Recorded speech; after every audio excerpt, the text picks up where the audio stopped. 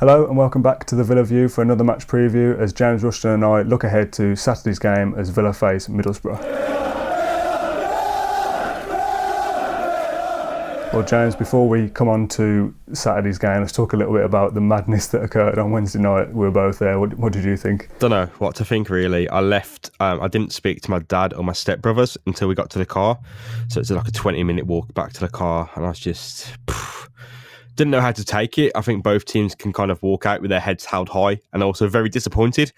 It's one of a kind, and there's not a great deal we can actually take from it, which is disappointing because I always like to look back. But 5-5 is a mad result, and a lot of the tactical chaos, a lot of the defensive chaos, it happened to both teams at the same time, and it was probably more a result of the matchup and the context of the time rather than any long-term issues. Yeah. I think it was just complete madness from the get-go. Villa went down 2-0 in the first 10 minutes, which is 5 minutes, I think. Kind of, yeah, it's glossed over, isn't it? Yeah, I think it's like you say, it's one of those one-of-a-kind games that you can't sit here and talk about for half an hour and try and analyse it. I put a picture on Instagram before saying of me and Dan looking rather confused, saying trying to analyse a 5-5 draw. Like, you literally can't do it. We're just talking about it and sort of sitting here and appreciating it, I suppose, more than anything, because at least it was entertaining. Yeah, it was more than it's more than entertaining. Coming back from those 2 goals down, taking the lead, then succumbing to dropping those 2 points at the end. It's all disappointing. It was a complete utter chaos of a football match, and you can't not enjoy it. I think we were all sitting in afterwards analysing the defensive performance, especially the goalkeeper's performance. But I look at that, and it was just, it's perfectly scripted out. Yeah. It all happened according to someone's plan, however chaotic it may have been. 5-5, I think it's one result. You can't ignore it. The managers shouldn't be ignoring it. They should be looking at it and seeing what they can take to Middlesbrough on Saturday.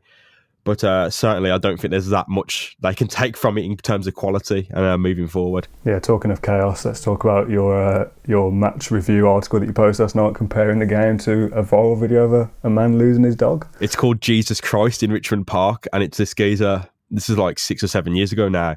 So it's an old, in terms of internet memes and internet culture, it's prehistoric, isn't it? Yeah. It's Fenton, Jesus Christ Fenton, and he's let his dog off the lead in a park, and it's chased loads of deer across this like suburban London park, and there's deer in there, and it's chased the deer across the road.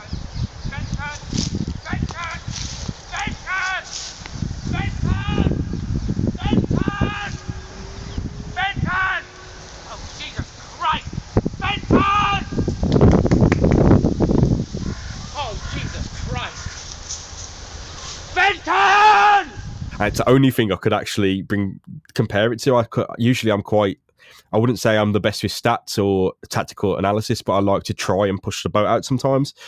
I couldn't at all. So the only thing I could do is compare it to bits of internet culture that my brain's still hanging on to.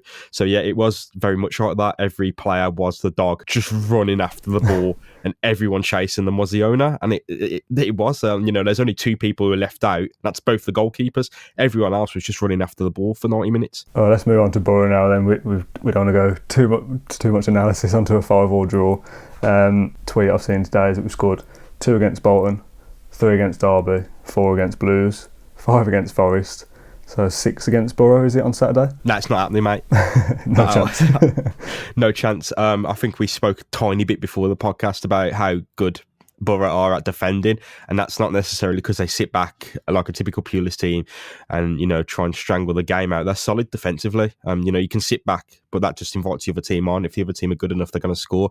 Boro face, and I can't believe this, I looked at the stats before, on average Boro are facing 26 shots before they concede a single goal. Jeez, I mean, to be fair, we take a lot of shots, so maybe we're the team that will score a couple against them. Yeah, that's going for us. And Boro are certainly a good team, but that defence is incredible. Yeah. Amazing stuff that is. That's you'd look at that and say that's world class. Yeah, I think they've conceded 10 goals so far this season. I mean, we've conceded 7 in the last 2 games. Yeah, we conceded 30 in total. So Boro are 3 times as good at us as defending, if you're going on that. But no, it's crazy. They're so good at defending. far, far beyond anyone else in the league. Yeah. And that comes down to a lot of discipline instilled by that man, Tony Pulis, who's renowned for it. I think he's got better at allowing his teams to do a bit more up front. He's moved on. He's evolved from Stoke and certainly West Brom. but those defensive discipline, it's still clearly there, and it's work. That's why they're so high, because they ain't finishing the chances they're making. They did it well early in the season, and that's got them up the table. But they're not finishing those quality chances they were making, and they're finding it hard to provide to the strikers. So that defence has to keep coming up with the goods, and they are. I've done a few notes before the preview today, and I wrote down that Boro have probably drawn more games than they'd like. I think they've drawn 8 games now, and they're only 2 points off the top. So I mean, if you change even one of those wins if you change just one of those draws into a win, they'd be top now. So they're a very, very good team. This is going to be a tough game for Villa. Yeah, I certainly think so. If Boro keep making the chances, eventually they're going to go in, so they'll start getting better up front as well. They'll return to form. They've only scored 22 goals all season. From that front pack, West Brom have got 41, Leeds and Norwich 32, so they're quite far behind in terms of that front, that top 6. Yeah, Villa 36, so we're doing all right. We're up there in terms of goal scoring. Thanks to yesterday, of course. But no, Boro need to start finishing. Otherwise, it's going to be a case of defensive discipline, strangling the game.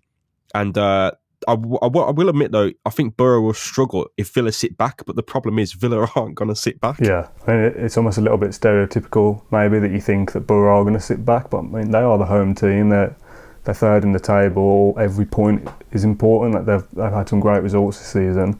Are they going to sit back, or are they just going to come to us as well? Because you'd think that if they're going to sit back and we're going to attack, that maybe suits us, rather than a team. I mean, look at Forest last night. They came at us and we've ended up with a game that's finished 5-5. Yeah, I think it'd be a bit too naive to say that Middlesbrough are like Cardiff and Neil Warnock last season, who I don't know how they got promoted. Middlesbrough are almost like the refined, pure, perfected version of that, with a lot of, there's a lot of tactics installed in this team. It's not like Pulis is just let them go out there and have fun. Yeah. There's when they defend with a purpose and with a plan. It's not like most other teams we've seen that adopt this approach. So yeah, I think Villa are going to do what Villa do, and it's worked for them in the past. It worked for them in the playoffs last season. They did break on them in waves, and it worked. I mean, if that Jack Grealish run come off in the playoff semi in the first leg, that'd have been fantastic. And we'll be looking for players like him to create against Boro. We'll be looking against them to start getting skillful in the final third and getting that little bit of magic that sometimes has eluded us this season. If Tammy Abraham can finish every chance that goes his way, he'll be on about 6 this match as well. Oh, it's crazy that he scored 4 goals, and you look at that as like I think he got a 10 out of 10 score on Who Scored for his performance on Wednesday. I mean, he probably could have scored another 2 or 3. Oh, he's really good. He should not be playing at this level. No, I really thought Premier League or loan to a Champions League club like Batshuayi, who just can't get in at Chelsea. But no, he's part of Chelsea's loan army. He needs to go out on loan. He needs to play games. He needs to get himself back in the England squad like he was at Swansea. And he'll get there this season. If he keeps playing like that for Aston Villa, he'll be called up for England. I have no doubt about that, even if he's in the Championship. That Mason Mount can get in the squad in the Championship, so there's no reason Tammy Abraham can't. If an England striker goes down with injury, you got to be looking at Tammy Abraham to at least fulfil some kind of role in that training camp, in that squad that they call up in the international breaks. So I think he's doing really good. I've got a real soft spot for him. He's fun, he's entertaining, he's a captain. He leads from the front. He presses. He demands more of everyone, and he wants Villa to play the ball on the floor. He Scott Hogan, he's always asking for the long ball pass. And it's not him. He did that a lot against Steve when we had Steve Bruce. He was always looking for Almo to launch it over. I think you'll get your ear chewed off by Tammy if he caught you doing that. I don't want to talk about this too much because it's literally, I feel like every video we do is talking about the goalkeeper now, but it is one of those topics that isn't going away. We sort of thought maybe give it time, give it a few games, and we'll start to see improvements. And don't get me wrong, against Derby, I wasn't there, but apparently he was fantastic. Yeah, he's made some very good saves, but he almost, I mean, I would prefer him to be like consistently average, like just decent all the time. Where he seems to have games where he's brilliant and games where he's awful. There's no sort of middle ground. Like, I'd rather him just be consistently average than either amazing or poor. Yeah, there's little Villa can do in this goalkeeping situation because, again, as we said in our preview for QPR, I believe you bench him, he's done, and he might be Villa's best keeper right now. We don't even know, do we? I think there was calls for Mark Bunn on fan cams, but is Mark Bunn But I mean, He's not better than Oyen Nyland. you'd think between the coaches and the goalkeeper coach that they think Neelan is our best option. I mean, I thought that we wouldn't go for a keeper in January, but I mean, as each game goes by, it almost feels inevitable that the keepers we've got now, all three of them aren't good enough. No, certainly. All three aren't good enough, but Nyland's the best of the lot. Moreira didn't have a good game at all against Yeovil in the cup. He did not look good. To be fair, he's not been given a chance the same as Neeland has, though. He's not been given the same chance, no. But if he has a chance, it has to come at Neeland's expenditure. And at Neeland's expense, sorry, not expenditure. But so if you put Moreira in, you drop Neeland, do you destroy Neeland's confidence? Is it good man management? I know he's had a lot of chances, but if you put Moreira in, and Moreira's worse, and he doesn't perform to at least the average that Neeland can provide sometimes, then we're just we're in a worse position. Yeah. And take the chance. You take the chance, but Villa have got loads of tough fixtures coming up, and Neeland's the most senior keeper in the team. He's the best keeper in the team, and he's made a lot of mistakes. But you look at who's backing him up, and the only person you'd opt to go for would be Matija Sarkic. Do you want to chuck him, a goalkeeper? Being a goalkeeper, it's mostly mental. So if you want to chuck it, I'm not going to say he's a kid. He's like 21, 22. If you want to chuck him into the team and let him be solely responsible for Villa getting blown apart, then fine by me. But Neeland seems to be able to at least give a 5 out of 10. Yeah, he's going to concede goals, but we'd have to wait till January to change that. Dean Smith's had a press conference today, and I don't think there's any fresh injury concerns. I think Adoma's still ruled out. I think he said that he may be back for the Albion game, which is next Friday. So it's the same sort of 11 you'd expect. I think I would go for Whelan over Horahan. I'm a big fan of Conor Horahan, but I feel like Whelan, he knows his role, and it gives us that little bit extra protection. He's not really, obviously we call him like he is a defensive midfielder, but he doesn't play just sat in front of the back four. There was times last year when Jedinak literally was just like a third centre back at times. Whereas Whelan does push forward, he does keep the ball moving. I think he knows that if he gets the ball, he can feed McGinn and Grealish and let them do the running pretty much. I feel like against a team that's going to be well organised and well drilled, like Middlesbrough will be, I think having somebody like Whelan in there that will help organise the back four as well. I think that's that's the only change I would go for.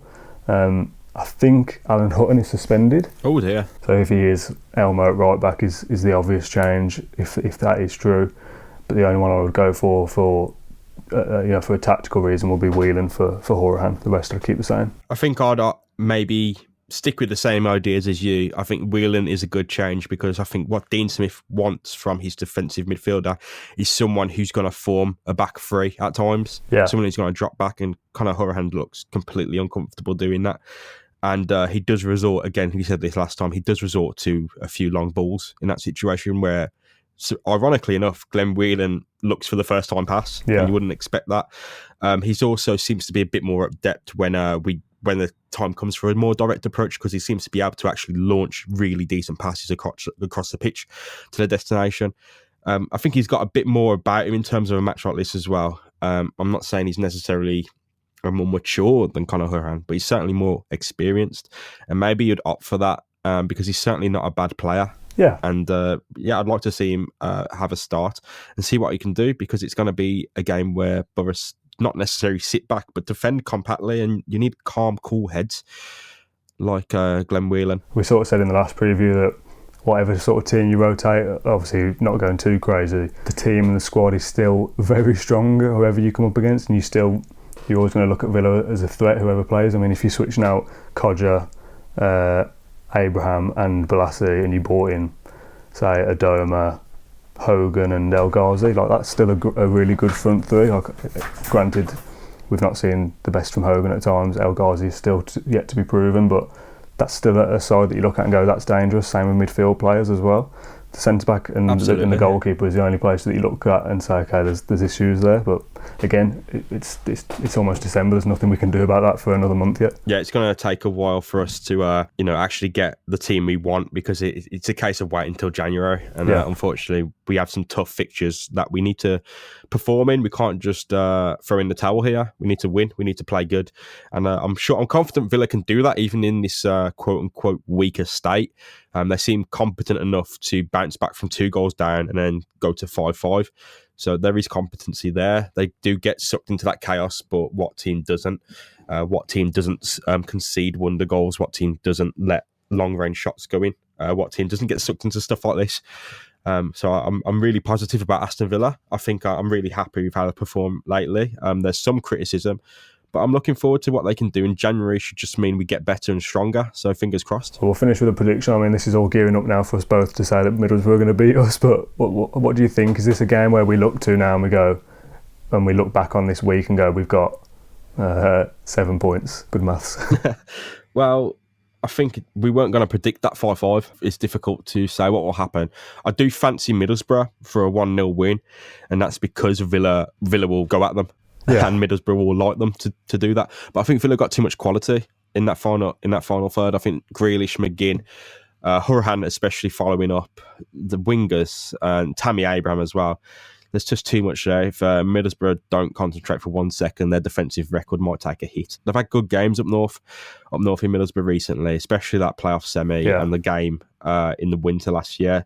So expect 2-1 win for Villa. Yeah, I'm going exactly the same. 2-1 is my thought. The only possible worry is, I mean, I've been warned of not talking too much about last season, but we thought maybe we'd notice some fatigue for the Forest game because of the Birmingham game going off last year's QPR and Wolves debacle. I feel like this game might be the consequence of that we've put so much into Wednesday night and mentally as well, that maybe on Saturday night we see a bit of a tired Villa team that, you know, Middlesbrough go ahead from a set piece and they just sort of go, okay, we're gonna sit back and grind out now, and we don't have the energy to get back into it. But again, this is a Dean Smith side that at 2-0 down after 5 minutes yesterday, I was sitting there thinking, oh, here we go again.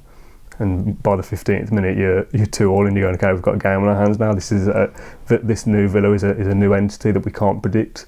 So who knows? I'm going to go 2-1, but anything could happen.